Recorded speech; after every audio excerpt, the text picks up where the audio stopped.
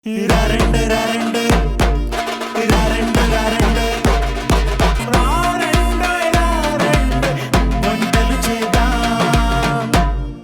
Viewers, welcome to రారండోయ్ వంటలు చేద్దాం. మరి ప్రతిరోజు లాగానే ఈ రోజు కూడా నేనైతే రెడీగా ఉన్నానండి పార్టిసిపెంట్ తో మీకు రెండు చక్కటి రెసిపీస్ ని పరిచయం చేయడానికి. మరి అంతకంటే ముందు మీరు కూడా మీకు తెలిసిన రెసిపీస్ ని ఈ షో ద్వారా మా ప్రేక్షకులకి పరిచయం చేయాలనుకుంటున్నారా? అయితే మీరు కాంటాక్ట్ చేయాల్సిన మా నంబర్ 8008054321. మరి ఇంకెందుకు ఆలస్యం, వెంటనే కాల్ చేయండి, ఇక్కడికి వచ్చి పార్టిసిపేట్ చేయండి, ఒక చక్కటి గిఫ్ట్ ని కూడా గెలిచేసుకోండి. మరి ఇవాల్టి షో స్టార్ట్ చేద్దామా?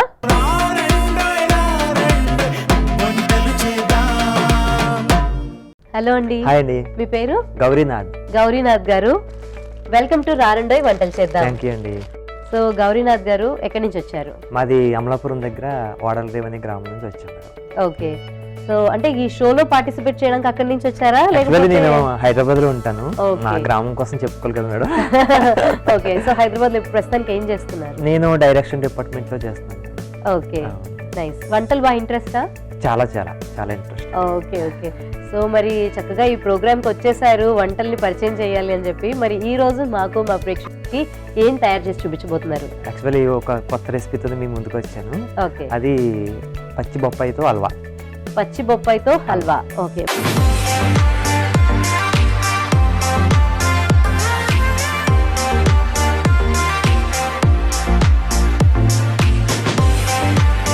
మరి దానికి కావాల్సిన పదార్థాలు ఏంటో చూద్దామా? ఓకేనండి. పచ్చి బొప్పాయి తురుము, పంచదార, ఇలాచి, కిస్మిస్, జీడిపప్పు, నెయ్యి. మరి పచ్చి బొప్పాయి హల్వా కావాల్సిన పదార్థాలు ఏంటో చూసాం కదండి. దాని తయారీ విధానం ఏంటో గౌరీనాథ్ గారిని అడిగి తెలుసుకుందాము. గౌరీనాథ్ గారు, సో ముందుగా ఎలా తయారు చేసుకోవాలంటే? ఇది మనం పచ్చి బొప్పాయిని తీసుకుని, అంటే కొంచెం పండు కాకుండా పచ్చిగా ఉన్నప్పుడే మనం ఈ విధంగా తురుమేసుకుంటే సరిపోతుంది.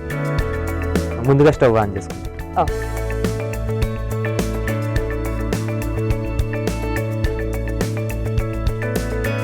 మనం ముందుగా నెయ్యి పోసుకుంటాం. కొంచెం దీంట్లో నెయ్యి ఎక్కువైనా పడుతుందండి, మనకి పచ్చి బొప్పాయి వాసన పోయే వరకు వేయించుకోవాలి కాబట్టి కొంచెం గట్టి తీసుకుంటాం.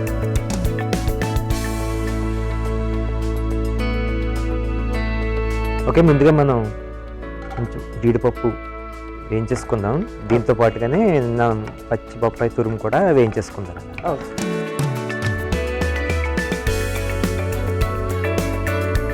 సో ఎలాంటి వంటలు అంటే ఇంట్రెస్ట్ వచ్చింది మీకు? అలాగనే ఏం కాదండి, చిన్నప్పటి నుంచి ఇంట్రెస్ట్ అంతే. వంటలు చేయడం అంటే ఇంట్రెస్ట్, తినడం కాదు కదండి, చేయడం అంటే ఇంట్రెస్ట్ కూడా బాగా. దాంతోనూ కొంచెం వెరైటీస్ అన్ని చేస్తూ ఉంటా. మన ఓన్ ప్రిపరేషన్ ఎక్కువ ఉంటుందండి, అంటే ఎవరిదో చూసి చేయడం కాకుండా మనకు మనం చేసుకునే విధంగానే ట్రై చేస్తూ ఉంటాం మనంతా. ఓకే, ఇది కూడా మనం దీంట్లో వేస్తాం.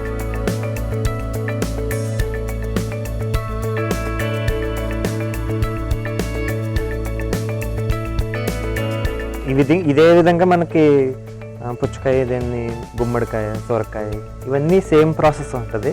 ఈ విధంగా మీకు దీంట్లో ఈ విధంగా చూపిస్తున్నాను. మనకి పచ్చివాసన పోయే వరకు కంపల్సరీగా ఇది వేయించుకోలేండి. సన్న మంట మీద నడుస్తుంది. కొంచెం మరీ ఎక్కువ పెట్టేసినా మళ్ళీ మారుతూ ఉంటుంది, ఉడికిపోద్దండి బాగా. ఉడకకుండా పచ్చివాసన పోయే వరకు కొంచెం వేయించుకుంటూ ఓపిక్గా చేసుకోలేండి కొంచెం ఇది. కానీ తినడానికి చాలా బాగుంటుంది. యాక్చువల్లీ బొప్పాయికాయ తినడం వల్ల జెంట్స్ కన్నా లేడీస్ కి చాలా బెనిఫిట్స్ ఎక్కువ ఉన్నాయన్నమాట. అవునండి. ఇందులోనూ పచ్చి బొప్పాయికాయ అంటే కనుక జనరల్ గా అంటే డెలివరీ అయిన తర్వాత తొందరగా హీల్ అవ్వడానికి దానికోసం ఎక్కువ పెడుతూ ఉంటారు అన్నట్టు విన్నాను. కానీ యాక్చువల్లీ పచ్చి బొప్పాయి ముక్కలో మనకి పాలు వచ్చేది ఎక్కువగా మనకి లేడీస్ కి బాగా ఉపయోగపడుతుంది అన్నమాట. అంటే చాలా మట్టుకి తినకూడదు అనుకుంటారు కదండి, పచ్చి బొప్పాయి తినాలి. పండు కంటే పచ్చిది ఇంకా ఎక్కువ. లేడీస్ యొక్క శరీరానికి కావాలండి ఎక్కువ ఇది, జెంట్స్ దానికన్నా. కాకపోతే దీన్ని పండు తినడం వల్ల మన శరీరం స్కిన్ బాగా మంచి బ్రైట్నెస్ వస్తుంది, మీకు లాగా బాగా తయారవుతారండి. పపాయాతో ఫేషియల్స్ అని అవి ఇవి అంటే చాలా ఉంటాయి. అలా కాకుండా అసలు ఇంటేక్ తీసుకుంటే ఇంకా బాగుంటుంది కదా.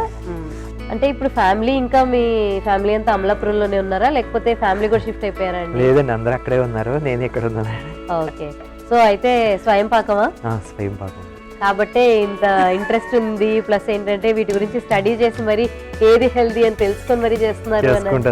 నాకు నచ్చింది ఇంట్లో 99.9% నేను బయట ఫుడ్ తిన్నాను. ఓకే. ఇంట్లోనే చేసుకుంటాను, నాకు ఏది కావాలనుకుంటే చేసుకుంటాను. మరి డైరెక్షన్ డిపార్ట్మెంట్ అన్నారు, అంటే మూవీస్ కా లేకపోతే మూవీస్కి ఓకే. మూవీస్ మరి అందులో ఉంటూ మీకు టైం సరిపోతుందా ఇంట్లో వంట చేసుకొని తినడానికి?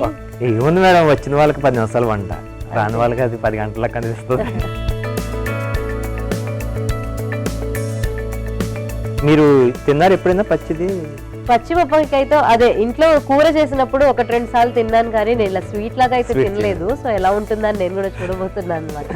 బాగుంటుందండి. ఓకే. ఇందులో ఇది కొంచెం వేడి తగిలితే దీంట్లో ఇంకా పాల స్మెల్ ఏమి ఉండదండి, ఇంకా నార్మల్ గానే తయారైపోతుంది అంతా. సేమ్ సొరకాయ, మనకి సొరకాయ హల్వా మీరు తినే ఉంటారు, ఆ టైప్ ఆఫ్ లో వచ్చేస్తుంది. సొరకాయ హల్వా తెలుసు, అలాగే గుమ్మడికాయ హల్వా కూడా ఎలా చేస్తారో తెలుసు. ఇప్పుడు మీరు చెప్పిన వాటిలో నాకు పుచ్చకాయ అని కూడా అన్నారు కదా, అది కూడా కొంచెం డిఫరెంట్ గా అనిపిస్తుంది అనమాట. ఎందుకంటే పుచ్చకాయ తోటి హల్వా నేను ఎప్పుడు అసలు వినలేదు, తినలేదు కూడా. నెక్స్ట్ ఎపిసోడ్ లో చూపిస్తానండి. Okay okay. సో అది పచ్చివాసన పోయినట్టేనా, బాగా వేగినట్టేనా? ఎలా తెలుస్తుంది మనకి బాగా వేగిందని? అది కొంచెం దగ్గరగా అంటుకుంటూ ఉంటుందండి, అయితే ఇంకా ఉడికినట్టుగా మనకు అర్థమవుతూ ఉంటుంది. Okay okay.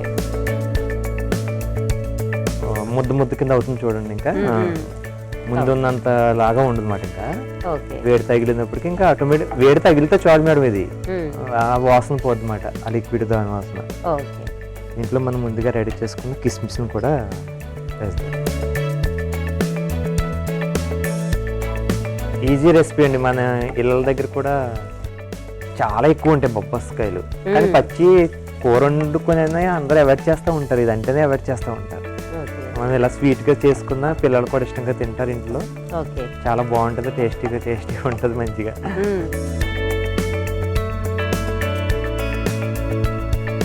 దీంట్లో మనకు కావాల్సిన పంచదార వేసుకుంటాం, అంత పట్టకపోవచ్చు, మన దానికని కాకుండా మనకు కావాల్సిన వేసుకుంటాం.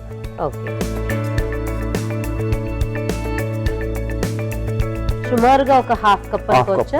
ఓకే. మన కప్పుకు ఓ మాదిరిగా కప్పు తీసుకున్నామండి, అది ఒక half cup.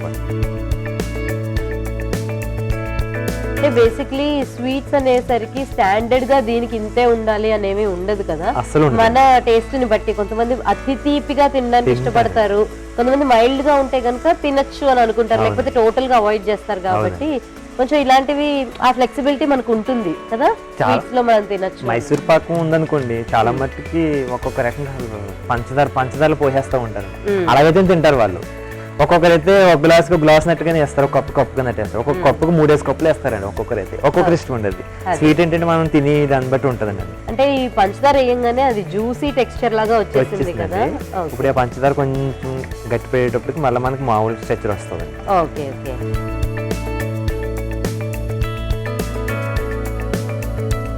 Pineapple flavour essence వేస్తే మనకి ఎలా కలర్ వస్తుందో అలాంటి కలర్ కనిపిస్తుంది. లైట్ yellow కలర్ వచ్చేసి చాలా చూడడానికి కూడా చాలా డిఫరెంట్ గా ఉంది. కొంచెం ఆ లిక్విడ్ అంతా అవి వరకు కొంచెం మనం మంట మీద ఉండదని అంతే. ఓకే. సో ఇదంతా కూడా మనం సిమ్ నుంచి మీడియం వరకే పెట్టుకోవాలి, హైలో పెట్టుకోకూడదండి, ఎక్కువైపోతుంది మళ్ళీ అంటే మాడిపోయే అవకాశం ఉంటుంది. ఓకేనండి, ఇది దగ్గర పడింది. ఇది మనం చివరిగా కొంచెం ఇలాచి పౌడర్, కొంచెం ఫ్లేవర్ కానీ అంతే, మనం ఎక్కువ వేసుకుని స్వీట్స్ అనగానే కొంచెం ఆ టచ్ ఉండాలి కదా, అప్పుడే దానిలో నుంచి ఫ్లేవర్ వస్తుంది, బాగుంటుంది. ఓకే. ఇంకా నెయ్యి, ఇప్పుడు నెయ్యి సెపరేట్ అయిపోతుంది చూడండి మనకి, ఇంకా వాటర్ అయిపోయిందని మనకు అర్థమవుతుంది. ఇంకా ఆఫ్ చేసుకోండి.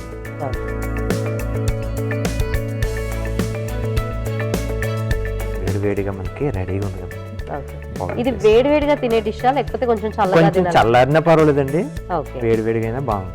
అంటే ఫ్రిడ్జ్ లో పెట్టి చల్లగా తినే అలాగా అసలు అవసరమే లేదండి. ఓకే.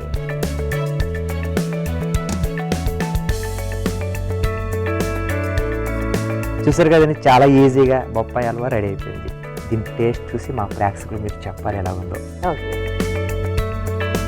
సో వేడివేడిగా పచ్చి బొప్పాయి హల్వా అయితే రెడీ అయిపోయిందండి. దీని టేస్ట్ చూసే ముందు దీనికి కావాల్సిన పదార్థాలు, తయారు చేసుకునే విధానం మరొకసారి చూసేద్దాం. పచ్చి బొప్పాయి హల్వాకు కావాల్సిన పదార్థాలు: బొప్పాయి తురుము, పంచదార, యాలకులు, డ్రై ఫ్రూట్స్, నెయ్యి. పచ్చి బొప్పాయి హల్వా తయారు చేసుకునే విధానం: ముందుగా స్టవ్ వెలిగించి పాన్ పెట్టుకొని అందులో నెయ్యి వేసి జీడిపప్పుని, బొప్పాయి తురుముని వేసి బాగా కలుపుకొని వేయించుకోవాలి. ఆ తర్వాత కిస్మిస్ వేసి మరి కాసేపు వేయించుకోవాలి. తర్వాత అందులో తగినంత పంచదార వేసి కాసేపు దగ్గర పడేంత వరకు ఉడికించుకొని చివరిగా యాలకులు వేసి కలుపుకొని సర్వింగ్ ప్లేట్ లోకి తీసుకొని సర్వ్ చేసుకుంటే పచ్చి బొప్పాయి హల్వా రెడీ. పచ్చి బొప్పాయి హల్వా కావాల్సిన పదార్థాలు తయారు చేసుకునే విధానం చూసారు కదండి. ఇప్పుడు దీని టేస్ట్ ఎలా ఉందో చూసి చెప్పేస్తాను.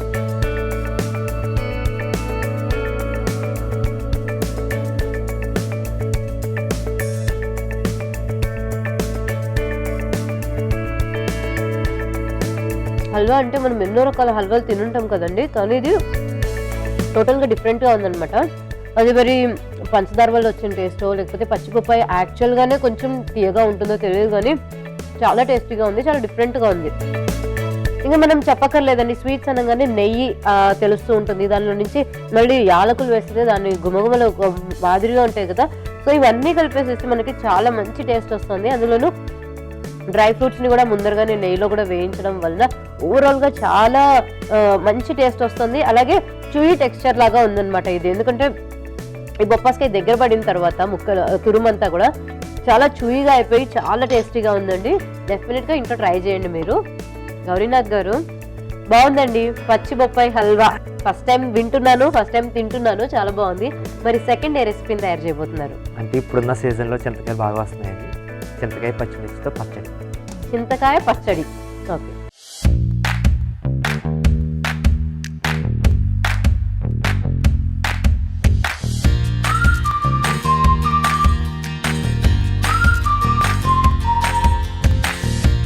సో మరి చింతకాయ పచ్చడికి కావాల్సిన పదార్థాలు ఏంటి చూద్దామా? ఓకే.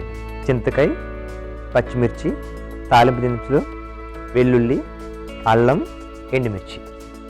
చింతకాయ పచ్చడి తయారు చేసుకోవడానికి కావాల్సిన పదార్థాలు ఏంటో చూసాం కదండి. మరి దాని ప్రాసెస్లోకి వెళ్ళిపోదాము. గౌరీనాథ్ గారు, ఎలా తయారు చేసుకోవాలంటారు? ముందుగా మనం పాన్ పెట్టుకొని స్టవ్ వెలిగించుకుందాం.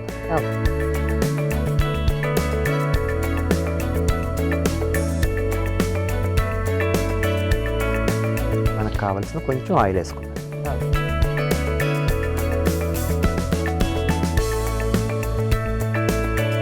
కొంచెం ఆయిల్ వేసుకుందాం. మనకి తాలింపు మనం వేయించడానికి కావాల్సింది మన ఇంట్లో అతి సులువుగా పచ్చళ్ళు చేసుకున్న వాటిలో ఈ పచ్చడి అనమాట. చాలా ఈజీగా దీన్ని ప్రతి దాంట్లో తినొచ్చండి. టిఫిన్స్లోను, మనం భోజన సమయంలోను తినొచ్చు, తినాలి కూడా అందరూ. మనకి తాలింపు సామాన్లు అంటే జీలకర్ర, ఆవాలు సరిపోతాయండి. ఇది శనగపప్పు వేసుకోవచ్చు కావాలనుకుంటే, లేకపోతే పెద్ద గొప్ప కదండి. కొంచెం పల్లీలు వేసుకుంటే మనకి నోటికి కూడా కొంచెం రుచిగా ఉంటుంది. కొంచెం పల్లీలు కూడా యాడ్ చేస్తాను. సో జీలకర్ర, ఆవాలు, అలాగే వేరుశనగ పప్పు, అంతే, పల్లీలు అండి.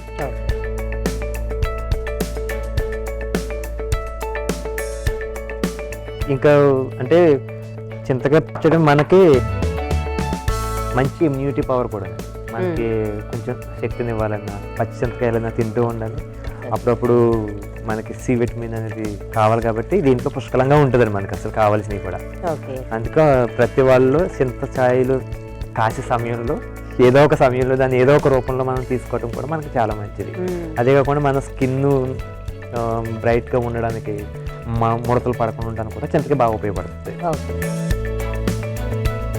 చాలానే స్టడీ చేశారండి. అంటే ఒక్కొక్క ఇంగ్రీడియంట్, వాటిలో ఉండే పోషక విలువలు ఏంటి, వాటి వలన వచ్చే ఆరోగ్యం కంటే సౌందర్య చిట్కాల్లాగా మీకు బాగానే తెలుసు అనమాట. అయితే మంచిగా తినాలండి చింతకాయ అనేది. మనకి పెద్దవాళ్ళు కూడా మోకాళ్ళ నొప్పులతో ఎక్కువగా బాధపడుతూ ఉంటారు. దానికి అంటే యాక్చువల్లీ చింతకాయని కాదు, చింత చిగురు, దాని తర్వాత కొంచెం చింతపండు, తర్వాత గింజలు, చింతపండు, ప్రతిదీ మన శరీరానికి. గింజలతో కూడా ఏమైనా చేస్తారా? చింత గింజలు మేము సున్ను చేస్తామండి.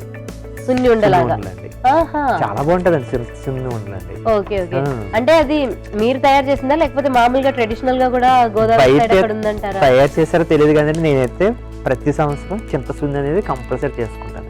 ఓకే, కంపల్సరీ చేస్తానండి. చాలా టేస్టీగా ఉంటదండి అది.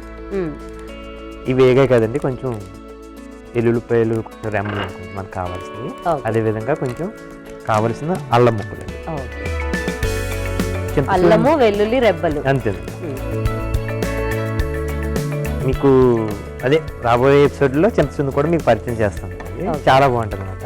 చింతగింజలు తినడం వల్ల ఏంటంటే మన మోకాళ్ళలో ఎక్కువగా గుజ్జు ఉంటుంది, అరిగిపోయింది అంటూ ఉంటుంది. మళ్ళీ అదేవిధంగా రిస్టోర్ అవుతుంది. అవుతూ ఉంటుంది. ఓకే.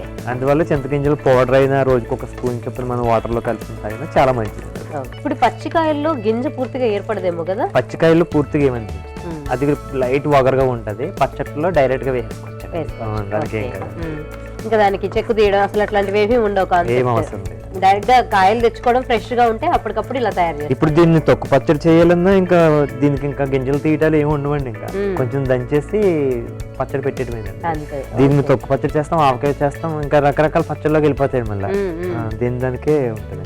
చింతకాయతోటి పులిహోర కూడా చేస్తారు అని నేను విన్నా. చింతపండు కాదు, చింతకాయతో పులిహోర చేసిన అసలు వదలరు, అసలు చాలా బాగుంటదండి.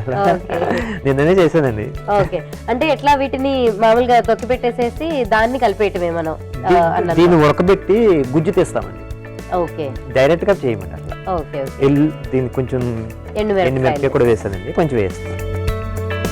దాన్ని ఉడకబెట్టి గుజ్జు తీసి ఆ గుజ్జుతో పులిహోర చేస్తాం. చాలా బాగుంటుందండి అది కూడా. ఓకే. ఇంకా లాస్ట్గా మనకి పచ్చిమిర్చి కొంచెం ఎక్కువ వేసుకున్నా పర్వాలేదు, మన ఇష్టం అండి. కారం కావాలనుకుని వేసుకోవచ్చు, నేను కొంచెం తక్కువ వేస్తున్నాను. మళ్ళీ మీరు టేస్ట్ చూసినప్పుడు బాబోయ్ అంటారు. అంటే మరి పచ్చడి అంటున్నాం కాబట్టి కొంచెం కారం తగలాలండి. మా ఇంట్లో పల్లీలు లేవు, పచ్చడి ఎలా చేసుకోవాలనుకునే అవసరం లేదండి. పల్లీలు వేయని అవసరం లేదు, నేను ఏదో టేస్ట్ కోసం వేసాను. జీలకర్ర ఆవాలు ఉండి కొంచెం పచ్చిమిర్చి ఉంటే సరిపోతుంది. ఈ పచ్చడికి ఇంకేమి ఎక్కువ అవసరం లేదండి, కొంచెం మనం సాల్ట్ యాడ్ చేసుకుంటాం తర్వాత అంతే.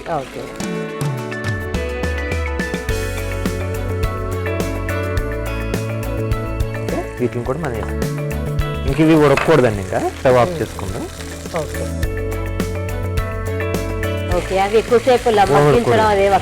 మగ్గితే అది మెత్తబడిపోద్దండి, అది ఇంక మెత్తబడకూడదండి. అసలు మెత్తబడితే గుజ్జు కింద అయిపోతుంది, వేరే విధంగా స్ట్రక్చర్ మారిపోద్దండి. అంతా దాంట్లో మనకు కావాల్సిన కొంచెం సాల్ట్ కూడా యాడ్ చేసుకుందాం.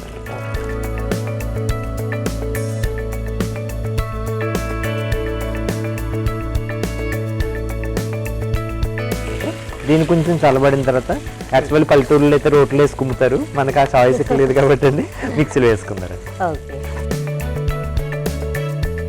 కొంచెం చల్లారు. ఓకే. ఈ లోపు అసలు అంటే ఏ ఏజ్ నుంచి స్టార్ట్ చేశారు మీరు వంటలు చేయడం అనేది? ఏజ్ అంటే అదేనండి, ఇప్పుడు 4th క్లాస్ నుంచి స్టార్ట్ చేశానండి. నాకు అదే గుర్తు, మరి ముందు ఎప్పుడు చేశానో తెలియదు. ఎటువంటి రెసిపీ అంటే ఎలా స్టార్ట్ చేశారు? అంటే ఇంట్లో అమ్మ ఒకసారి పొయ్యి మీద అన్నం పెట్టాను చూడు అంటే చూడటమా, లేకపోతే అసలు మీకు ఇంట్రెస్ట్? ఏం కాదండి, అది పప్పు కూరతోనే స్టార్ట్ చేశాను. నాకు తెలిసి శనగపప్పు కూరతోనే నేను స్టార్టింగ్, నా మొదటి వంట అండి అది, అంతే. అప్పుడు అది వండిన తర్వాత నుంచి ఇంకా అలాగలాగా ఇంట్రెస్ట్ అండి, అంతే, బాగా ఇంట్రెస్ట్ అండి. మిక్సీ జార్లోకి తీసుకుందాం.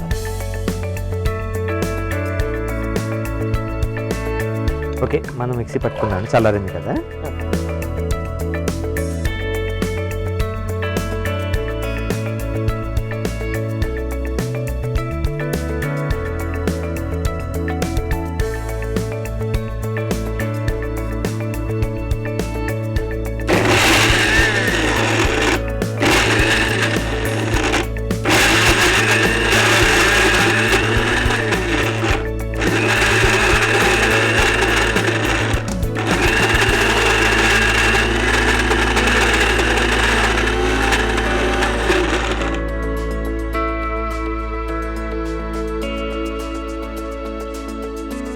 ఓకే, మనకి మంచిగా మెత్తగా అయిపోయిందండి ఇది.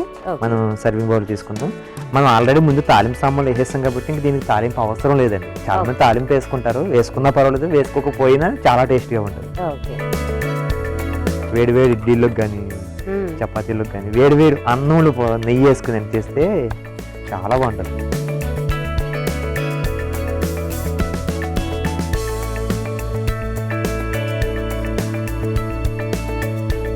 ఓకే మేడం గారు, చింతకాయ పచ్చడి రెడీ అయిపోయింది. మరి టేస్ట్ చూసి మా ప్రేక్షకులకు మీరే చెప్పాలి. సో చింతకాయ పచ్చడి అయితే రెడీ అయిపోయిందండి. మరి దీన్ని టేస్ట్ చేసే ముందు దీనికి కావాల్సిన పదార్థాలు, తయారు చేసుకునే విధానం మరొకసారి చూసేద్దాం. చింతకాయ పచ్చడికి కావాల్సిన పదార్థాలు: చింతకాయలు, పచ్చిమిర్చి, ఎండుమిరపకాయలు, పల్లీలు, పోపు దినుసులు, అల్లం, వెల్లుల్లి. చింతకాయ పచ్చడి తయారు చేసుకునే విధానం: ముందుగా స్టవ్ వెలిగించి ప్యాన్ పెట్టుకొని అందులో నూనె వేసి పోపు దినుసులు, వెల్లుల్లి రెబ్బలు, అల్లం ముక్కలు, ఎండుమిర్చి, పచ్చిమిరపకాయలు, చింతకాయలు, ఉప్పు కూడా వేసి బాగా కలుపుకొని తర్వాత మిక్సీ జార్లోకి తీసుకొని మిక్సీ చేసి సర్వింగ్ బౌల్లోకి తీసుకొని సర్వ్ చేసుకుంటే చింతకాయ పచ్చడి రెడీ. చింతకాయ పచ్చడికి కావాల్సిన పదార్థాలు, తయారు చేసుకునే విధానం చూసారు కదండి. ఇప్పుడు దీని టేస్ట్ ఎలా ఉందో చూసి చెప్తాను.